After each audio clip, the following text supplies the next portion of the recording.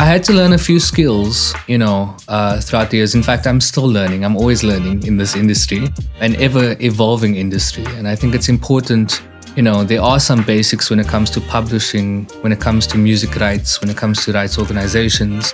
And funny enough, there's a book that's titled How to Make It in the South African Music Industry. And it can actually give you a lot of the fundamental tools in just understanding what you're getting yourself into. And even as social media and things change, there are more things that we need to learn and kind of just educate ourselves on. Sometimes it's learning directly from certain people's experiences or a tutorial or, something that's more relative to you. Maybe it's another South African artist, something that makes sense contextually. Definitely use those tools. I've learned half of what I know in production from the internet, so make use of that. One of the things I love to do is attend workshops. I've been doing it since I was a kid. There are so many things to learn in this industry, and making use of my community connects.